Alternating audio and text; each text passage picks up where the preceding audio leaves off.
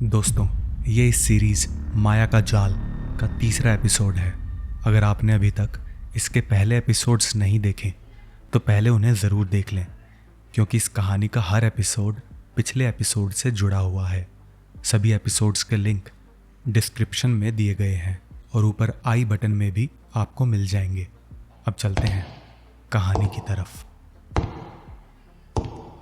Office के बाहर फिर वही कदमों की आवाज़ गूंज रही थी, लेकिन इस बार उनके साथ किसी की धीमी हंसी भी सुनाई दे रही थी। अमन का गला सूख गया। उसने डरकर दरवाजे की तरफ देखा।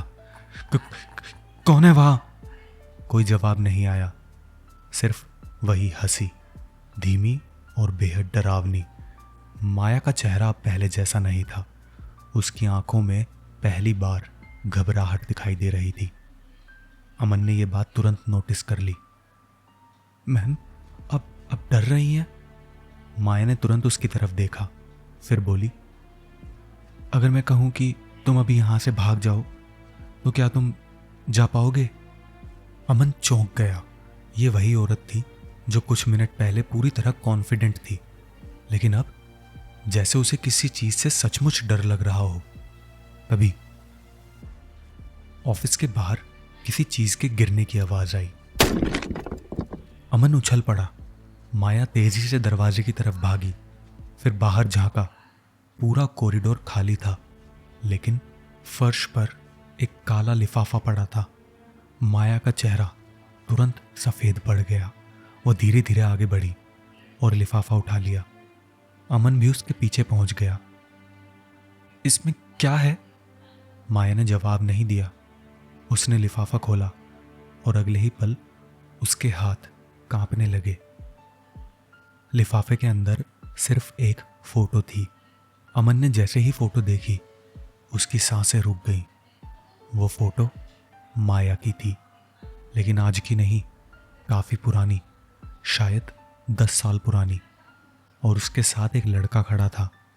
दोनों बेहद खुश दिखाई दे रहे थे, लेकिन सबसे डरावनी बात, उस लड़के का चेहरा काले मार्कर से काटा गया था। पूरा चेहरा, जैसे कोई उसे मिटा देना चाहता हो। फोटो के पीछे लाल स्याही से लिखा था, मैं वापस आ गया हूं। अमन के रोंगटे खड़े हो गए। ये किसने भेजा? माया कुछ सेकंड तक बस फोटो देखती रही, फिर धीरे से बोली, ये नामुमकिन है, वो वापस नहीं आ सकता। अमन और डर गया। मैम, कौन वापस नहीं आ सकता? माया चुप रही। तभी उसका फोन बज उठा। Unknown number. माया के हाथ कांप गए। फोन लगातार बज रहा था। अमन पहली बार उसे इतना कमजोर देख रहा था। आखिरकार माया ने कॉल उठा ली। कुछ सेकंड तक दूसरी तरफ खामोशी रही।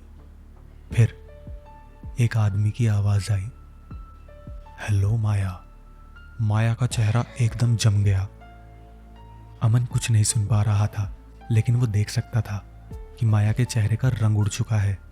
फोन पर आदमी फिर बोला, मुझे भूल गई या अभी भी मुझसे डरती हो? माया की सांसें तेज हो गई। तुम जिंदा नहीं हो सकते। दूसरी तरफ से हंसी आई, धीमी, खतरनाक और बेहद अजीब। फिर वो बोला, यही गलती तुमने पहले भी की थी माया। और कॉल कट गई। पूरे ऑफिस में खामोशी छा गई। अमन अब खुद को रोक नहीं पाया। वो बोला, मैम, आखिर ये सब क्या है? माया कुछ देर तक खिड़की की तरफ देखती रही। बारिश लगातार हो रही थी। फिर उसने बहुत धीरे से कहा, आज से 10 साल पहले मैं ऐसी नहीं थी। अमन ध्यान से सुनने लगा। तब मेरी जिंदगी में एक लड़का था, विवान।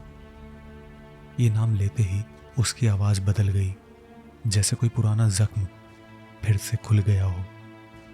मैं उससे प्यार करती थी, बहुत ज्यादा। अमन चुप रहा। माया की आंखें बारिश की तरफ टिकी थी, लेकिन एक दिन वो गायब हो गया, बिना कुछ बताए, और कभी नहीं लौटा। अमन बोला, तो फिर क्या वही वापस आया है? माया ने धीरे से सिर हिलाया। नहीं, क्योंकि विवान मर चुका है। अमन का दिल बैठ गया। क्या? माया उसकी तरफ मुड़ी। उसकी आंखों में अब डर साफ दिखाई दे रहा था। मैंने खुद उसकी लाश देखी थी अपनी आंखों से। कमरे में सन्नाटा छा गया। तभी अचानक ऑफिस की एक स्क्रीन अपने आप ऑन हो गई, फिर दूसरी, फिर तीसरी। ऐसे ही सारे कंप्यूटर्स अपने आप ऑन हो गए और हर स्क्रीन पर एक ही चेहरा दिखाई दिया, एक मुस्कुराता हुआ आदमी। वही आदमी जो फोटो में था, विवान। अमन के रोंगटे खड़े हो गए। स्क्रीन पर वो आदमी सीधे कैमरे में देख रहा था। फिर उसने मुस्कुराकर कहा, हेलो माया, मिस्ड मी? याद आई मेरी? माया के हाथ से फोन छूट गया और उसी पल पूरे ऑफिस की लाइट एक साथ बंद हो गई। अंधेरे में किसी की आवाज गूंजी, अब मेरी बारी है। दोस्तों, कहानी का अगला एपिसोड देखने के लिए चैनल को सब्सक्राइब करें। और आपको क्या लगता है, विवान लौटा है या कोई और?